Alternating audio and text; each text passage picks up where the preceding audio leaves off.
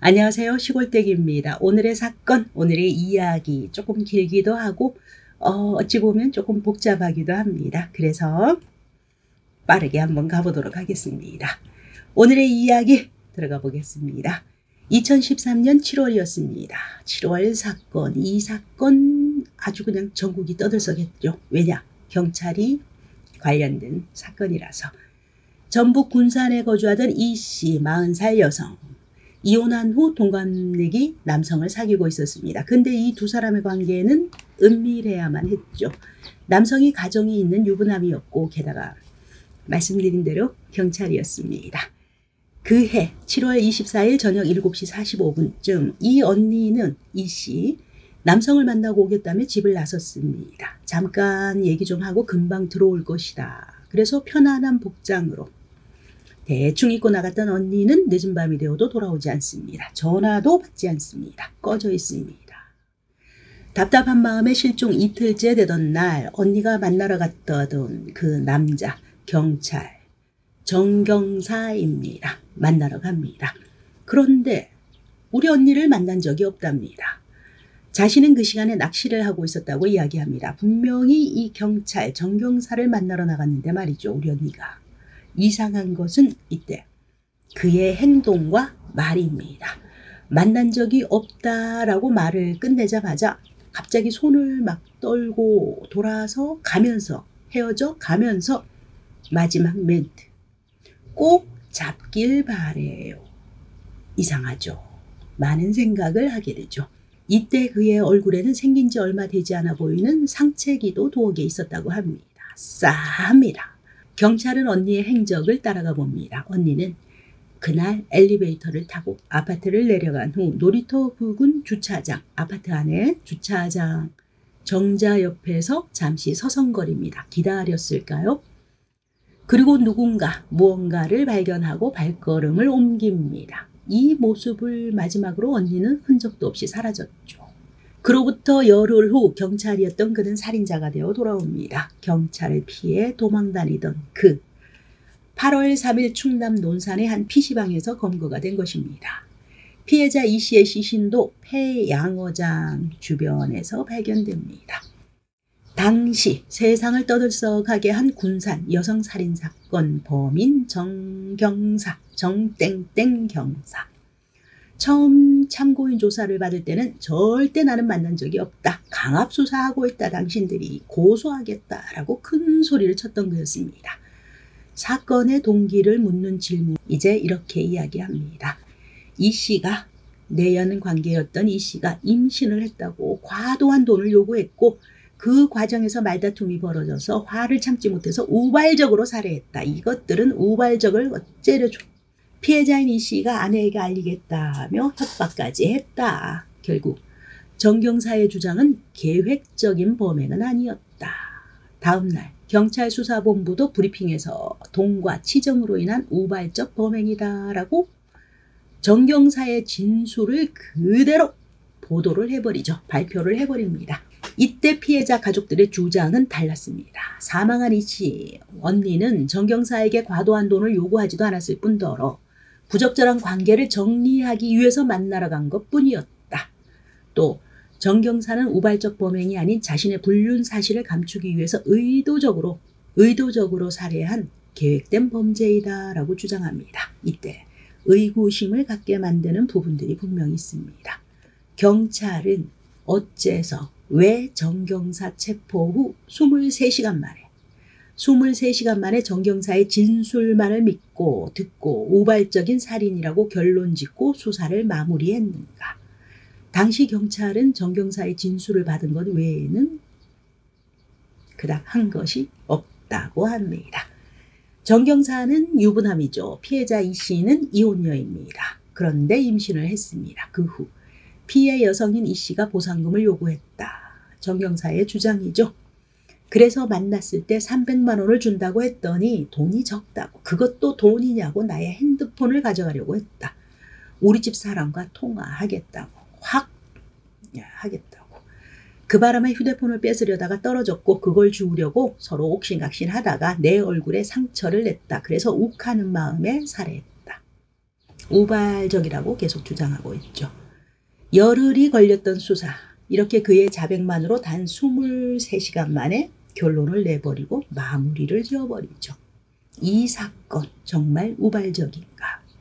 경찰이 제19 감싸기를 하고 있는 것은 아닌가라고 시민들은 의구심을 갖게 되죠. 사건을 살펴보게 되면 7월 24일 오후 7시 45분쯤 피해자 E씨가 내려갔죠. 만나러 갔는데 실종되었습니다. 신고를 합니다. 다음 날 7월 25일 오후 5시쯤 정경사 신고가 들어와서 참고인으로 조사를 받습니다. 나는 만난 사실이 없다고 주장하죠. 그리고 또다시 다음 날 7월 26일 아침 정경사는 출근을 하지 않습니다. 아무런 말도 없이. 그는 전날 경찰 조사, 참고인 조사를 마친 후 곧바로 잠수 탔던 것입니다.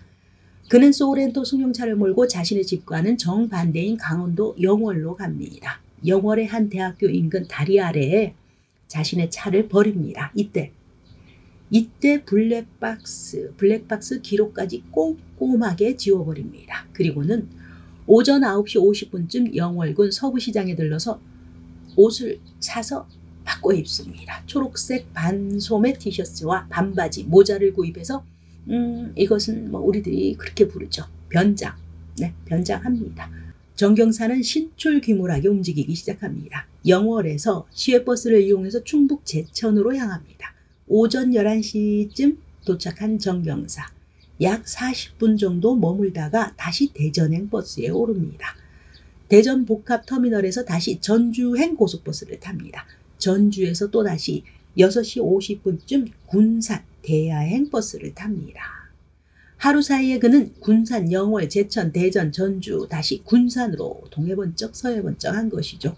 군산에 돌아온 이번에는 택시 탑니다. 택시로 회현면으로 갑니다. 그리고 3시간 30분 그곳에 머뭅니다. 대야 터미널로 다시 돌아갑니다. 정경사. 이번에는 자전거를 타거나 걸으면서 익산을 거쳐서 충남 논산으로 도주하게 되죠. 그렇게 그는 논산으로 들어갔다가 논산의 한 PC방에서 검거되게 됩니다. 그동안의 도주 행적에 대해서 묻자 그는 도무지 앞뒤가 맞지 않는 이야기를 해댑니다. 27일이 아이의 생일이어서 함께하고 싶어서 집으로 왔다. 뭔가 이상하고 집으로 왔으면 집으로 가야 되는데 그게 또 아니었죠. 그 증언들이 너무너무 허술하다라는 것이죠. 이상하게도. 피해자를 살해한 것도 우발적이었다. 도피 장소를 영월로 택했던 것도 그냥 우연이었다. 곳곳에 남긴 행적도 다른 뜻이 없다. 이유가 없다. 그러니 제3자 입장에서 보면 수상한 것 투성이죠. 첫 번째, 승용차 안에 블랙박스 왜 지웠을까요? 또 그 블랙박스를 복원을 해봤을 때 블랙박스에는 이상한 장면이 찍혀 있었다고 합니다. 블랙박스 화각이 찍히는 곳이 아래쪽으로 향하고 있었는데 이때 자동차가 달리다가 도로의 오른쪽 갓길 쪽에 뭔가 밝은 색이 나올 것 같으면 나오기 시작하면 라이트를 껐다는 것입니다. 끄고 달렸다는 것입니다. 밤에 시골길을 라이트를 끄고 달린다. 그것도 뭔가 보일만 하면 꺼버린다. 이 부분은 현재 그곳이 어디인지 알 수 있는, 특정할 수 있는 무언가가 보일까 봐 그렇겠죠. 그래서 일부러 껐다라고 생각할 수 있는 부분이죠. 대체 그가 가리려고, 숨기려고 한 그 진실은 무엇일까요? 두 번째는 7월 26일 저녁 7시 46분 정경사는 다시 군산으로 돌아왔죠. 경찰 조사에서는 딸의 생일을 축하하러 온 것이다 라고 했는데 그는 집으로 가지 않았습니다. 목적지. 어둑어둑한 해질 무렵 정경사가 택시에서 내린 그곳은 사망자 E씨가 유기되어 있던 폐창고와 500m 떨어진 장소였습니다. 대체 그는 왜 범행 현장에 다시 왔던 것일까요? 그는 이야기합니다. 범행 장소를 다시 가보니까 시체는 내 나름대로 숨겨놨지만 옷이 그대로 옆에 있는 것을 발견하고 그 옷이 발견되면 은닉 장소가 노출될까 두려워서 들고 나왔다라고 이야기합니다. 그러나 그가 다시 가져와서 숨긴 곳은 마을길 바로 옆에 있는 풀숲이었습니다. 그냥 길가. 이곳은 마을 사람들이 지나다니는 곳이고 또 부지런한 분들은 텃밭처럼 곡식을 조금씩 심는 곳이라 더 눈에 띄기 쉽습니다. 실제로 마을 아주머니가 거기서 발견하게 되죠. 바로 발견하게 되죠. 태워도 되고 물 속에 버릴 수도 있는데 파묻어도 되죠. 그런데 그것을 어째서 다시 들고 나와서 길가에 버렸을까요? 피해자의 옷을. 세 번째입니다. 이 씨를 살해한 후 시신을 어깨에 메고 옮기는 과정에서 한두 번 넘어졌다. 그때 흙이 많이 묻어서 옷을 벗겨서 닦아주기 위해서 그 근처에 있던 유리 조각을 이용해서 옷을 벗겼다라고 주장을 하죠. 사건 당일 장갑도 끼지 않은 맨손으로 숨진 이 씨의 청바지와 속옷을 유리로 잘라낸 후 그 옷을 이용해서 몸을 닦았다. 실제로 가능하긴 한 걸까요? 넘어졌을 때 흙이 얼마나 묻었길래. 네 번째, 의심스러운 건 또 있죠. 이 사건에서 나오지 않은 거 있죠. 휴대폰. 그리고 피해자의 신발입니다. 보이지 않습니다.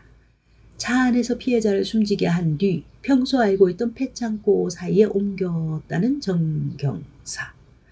그의 말이 사실이라면 사라진 물건들은 그 거리 사이에 25m 사이에서 발견되어야 되는 게 맞습니다.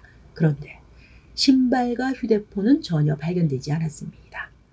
정경사만 아는 제3의 장소에 있는 것은 아닐까. 혹시 또 다른 장소에 감매장했던 것은 아닐까라는 생각도 추측도 해볼 수 있죠. 수사 초기에 경찰서에서는 이런 얘기를 했었다고 합니다. 삽인지 아니면 몽둥이인지 이게 물건을 들고 가는 장면이 나오는데 그 화면만으로 봐서는 그것이 어떤 물건인지 특정할 수 없는 상태이다. 지워버린 블랙박스 안에서 어쩌면 정경사는 삽을 들고 있었을지도 모를 일이죠. 몽둥이인지 삽인지라고 이야기를 했죠. 형태가 그는 숨진 피해자를 감매장한 뒤 영월로 도피해서 경찰들의 수사력을 흐트려 놓고 다시 군산으로 돌아온 것은 아닐까. 하지만 치밀하게 시신을 유기하려 했던 계획은 어떤 이유에서인가 어긋나버리고 옷으로 경찰들의 시선을 돌린 뒤에 그냥 정처 없이 달아날 수밖에 없었던 것은 아닐까. 경찰 경력 14년입니다. 그리고 그는 군산 토박이라고 합니다. 그가 군산에 있는 동안 한 번도 경찰의 눈에 띄지 않았다는 점. 이 점도 언뜻 이해하기 힘들다고 하죠. 이렇게 사건은 끝났습니다. 그냥 우발적 살인으로 끝나버렸죠. 하지만 의문은 아직도 풀리지 않고 있습니다. 잡은 지 하루 만에, 하루도 아니죠. 23시간 만에 수사를 마무리한 경찰 관계자들. 그들은 정경사의 허술한 이 증언에 대해서 어떻게 생각하고 있을까요? 궁금하네요. 이 사건에 대해서 프로파일러 전문가들은 이야기합니다. 합리적이지 않은 부분들이 많이 있다. 체포 후 얼마든지 시간이 있었는데 그 사건을 하루 만에 처리했다. 수사 의지가 약했던 것은 아닌가 생각되기도 합니다. 1심과 2심 모두 징역 14년을 선고합니다. 검찰, 피고인, 모두 양쪽에서 모두 불복을 하고 상고를 하게 되죠. 이에 대법원은 답합니다. 피고인의 나이, 성별, 지능, 환경, 피해자와의 관계, 범행 동기, 수단, 결과, 범행 후의 정황 등 여러 사정을 보면 원심 형량이 부당하다고 볼 사유가 없다. 상고 기각한다. 징역 14년 선고받았습니다. 누군가의 가족이 숨졌습니다. 수많은 의혹을 품은 채로. 오늘의 이야기 여기까지입니다. 여러분의 소중한 시간, 오늘도 저와 함께 해주셔서 대단히 감사합니다.